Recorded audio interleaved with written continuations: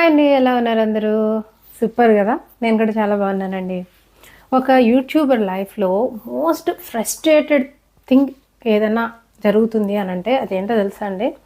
ఒక రోజు లేదా ఒక 2-3 గంటలు కష్టపడి ఒక వీడియో అంతా రికార్డ్ చేసిన తర్వాత అది ఎడిట్ చేసే టైంలో ఆ మైక్ పనిచేయక వాయిస్ రాలేదు అనే ఒక సిచ్యువేషన్ ఉంటుంది చూడండి. సో మోస్ట్ ఫ్రస్ట్రేటెడ్ టైం అనమాట అది. సో యాక్చువల్లీ ఎగ్జాక్ట్లీ నిన్న కూడా ఇదే జరిగిందనమాట. నేను ఆల్రెడీ కూర్చొని మాట్లాడేసిన తర్వాత చూసుకుంటే ఎడిట్ చేసే టైంలో అక్కడ వాయిస్ లేదు. అదే నా ఛానల్ ఎర్లీ స్టేజ్లో అయితే నాకు ఇట్లా ఉండేదంటే బాగా పీక్స్లో ఉండేదాన్ని అనమాట. బాగా చికాకు వచ్చేసి నా మీద నాకే కోపం వచ్చి చిచ్చి ఏంటి ఇలా జరిగింది, సో నాకే ఎందుకు ఇలా జరుగుతుంది, సో దేవుడు అనేవాడు ఉన్నాడా, అసలు ఎందుకు ఇంత కష్టపడినా కానీ నాకు రిజల్ట్ రావట్లేదు, ఇలా రకరకాల అవన్నీ వచ్చేసేవన్నమాట.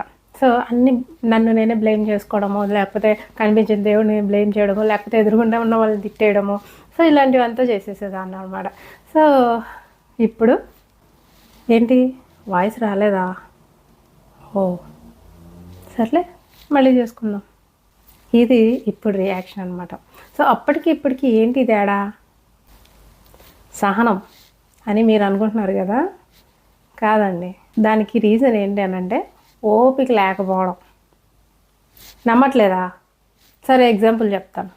ఒక మంచి దిట్టంగా వయసులో ఉండి మంచి హెల్దీగా ఉన్న పర్సన్ దగ్గరికి ఎవరి దగ్గరికన్నా వెళ్ళి వాళ్ళని ఎక్కిరించారనుకోండి, అనో లేకపోతే ఈ అనో బండోడా అనో ఏదైనా తిట్టారనుకోండి, వాడు ఏం చేస్తాడు?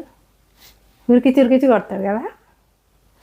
అదే బాగా వయసు పైబడి కథలు లేకుండా ఆలోచిస్తూ ఉంటారు చూడండి, అలాంటి వాళ్ళ దగ్గరికి వెళ్ళి చెయ్యండి, ఏం చేస్తారు?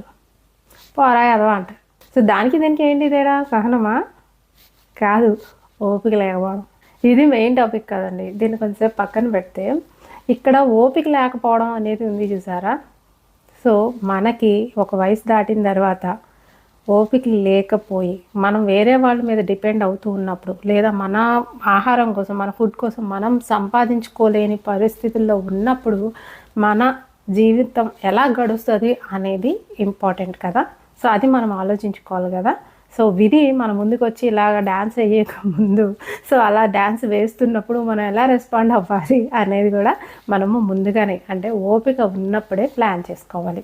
సో చాలామంది మన వీడియోస్ చూసిన తర్వాత మన రిటైర్మెంట్ కోసం ప్లాన్ చేసుకోండి అని చెప్పి వీడియో పెట్టాను కదండి, దాని కింద కొంతమంది కామెంట్ చేశారు ఎలా ప్లాన్ చేసుకోవాలి అని. సో చూసారా, కొంతమందికి ఇప్పటికీ కూడా మన రిటైర్మెంట్ని ఎలా ప్లాన్ చేసుకోవాలన్న విషయం కూడా తెలియదు పాపం. నిజంగా నేను అదే చెప్తూ ఉంటాను, అవేర్నెస్ నాలెడ్జ్ చాలా ఇంపార్టెంట్ అండి అని చెప్తుంటాను.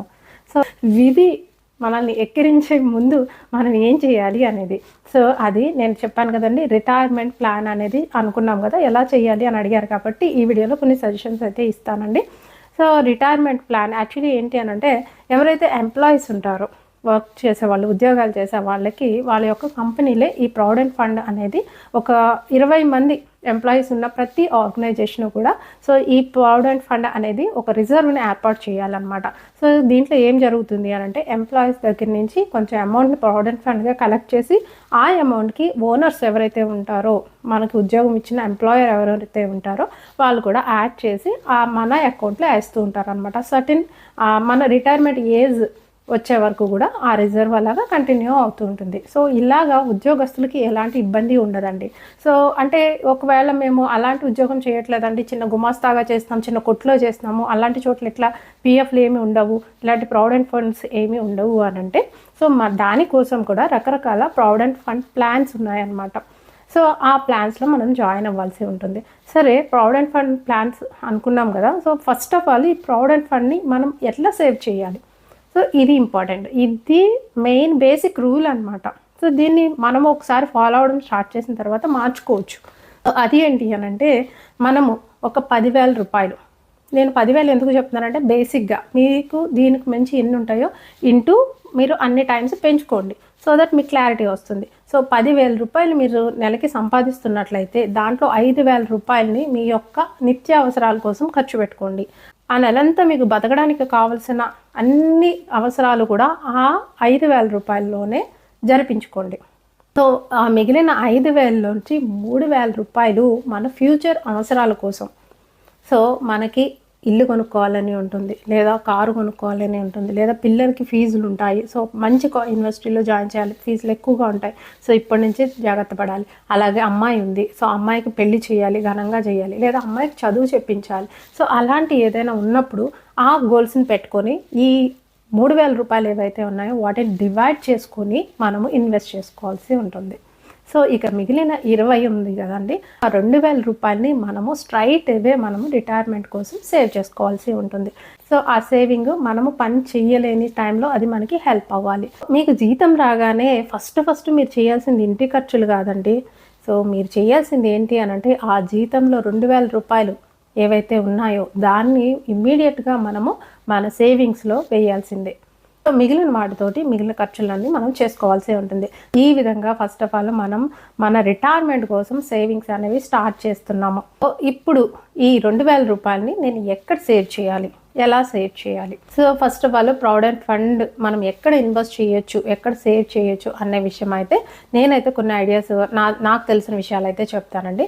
సో మిగిలినవి మీరు ఎంక్వైరీ చేసి మీరు తెలుసుకోవాల్సి ఉంటుంది. ఓకేనా? సో ఫస్ట్ ఆఫ్ ఆల్ అన్నిటికంటే బెస్ట్ ఆప్షన్ ఏదైనా ఉంది అని అంటే సేఫ్గా ఉండేది, 100% మనకు సేఫ్గా ఉండే ప్లేస్ ఏదైనా ఉంది ఇన్వెస్ట్ చేయడానికి అని అంటే అది పోస్ట్ ఆఫీస్ అండి. సో పోస్ట్ ఆఫీస్లో ఏంటి అని అంటే ఆ వడ్డీ రేట్లు ఏవైతే ఉన్నాయో సో అవి కొంచెం బెటర్గా ఉన్నాయన్నమాట. అలాగే అన్ని బ్యాంక్స్ కూడా ఈ పిఎఫ్లు కానీ రిటైర్మెంట్ ప్లాన్స్ కూడా చాలా అనౌన్స్ చేసి ఉన్నాయన్నమాట. 4-5 రకాల బ్యాంకులని విజిట్ చేసి వాళ్ళు ఇచ్చే వడ్డీ రేట్లు కనుక్కొని తర్వాత మీరు సెలెక్ట్ చేసుకోండి. అండ్ ఇంకొకటి ముఖ్యమైనది ఏంటంటే ఎస్ఐపి అండి. సో ఎస్ఐపి అనే దాంట్లో ఏంటి అని అంటే మనం నెల కొంచెం అమౌంట్ని స్టాక్ మార్కెట్లో ఇన్వెస్ట్ చేస్తూ ఉంటాము.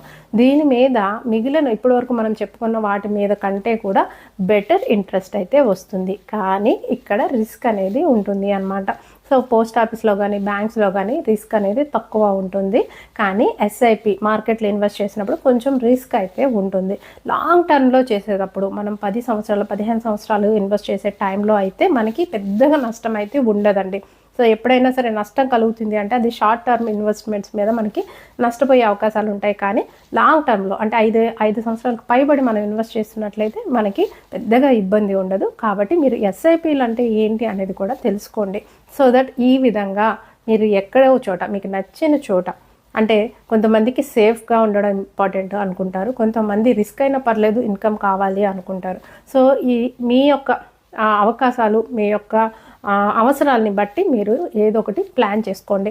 ఓకేనా? సో అండ్ ముఖ్యమైన విషయం ఏంటి అని అంటే ఏదైనా సరే ఇమ్మీడియట్గా ఎవరో చెప్పారని మాత్రం ఫాలో అవ్వద్దండి. సో మీరు ఏ కంపెనీ పాలసీస్ తీసుకున్నా స్కీముల్లో జాయిన్ అయినా కానీ ఆ యొక్క ఏజెంట్ని 1కి 100 సార్లు 100 క్వశ్చన్స్ అడిగి మీ డౌట్స్ అన్ని క్లియర్ చేసుకున్న తర్వాత మాత్రమే తీసుకోండి. జనరల్గా ఏం జరుగుతుంది అంటేనండి, ఈ పాలసీలు అమ్మే వాళ్ళు ఉంటారు కదండి, స్కీమ్స్లో జాయిన్ చేసే వాళ్ళు ఉంటారు కదా, వాళ్ళకి ఎంతో కొంత కమిషన్ అనేది ఉంటుంది. సో దట్ ఆ ఎక్సైట్మెంట్లో వాళ్ళు ఎట్లయినా మిమ్మల్ని జాయిన్ చేయాలి అనే ఉద్దేశంలో ఆ స్కీమ్ యొక్క బెనిఫిట్స్ అన్నీ చెప్పడం స్టార్ట్ చేస్తారనమాట. బెనిఫిట్సే చెప్తుంటారు, మీరు ఇది చేయండి మీకు ఇన్ని లక్షలు వస్తాయి, మీకు ఇది కవర్ అయిపోద్ది, అది కవర్ అయిపోద్ది, అది ఇది అని చెప్పేస్తూనే ఉంటారు. సో ఎప్పుడు కూడా అడ్వాంటేజెసే చెప్తారండి.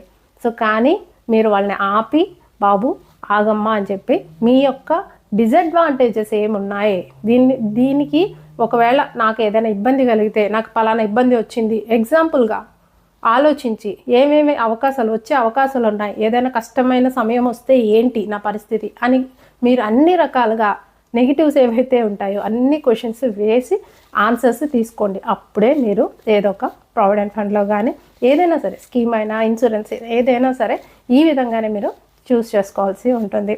ఓకేనా? మీకు ఈ వీడియో నచ్చినట్లయితే సబ్స్క్రైబ్ చేయండి, లైక్ చేయండి, కామెంట్ చేయండి. చెప్పడం మర్చిపోతున్నాను, అందుకని మీరు ఎవరు చేయట్లేదు. సో డెఫినెట్గా చేయండి.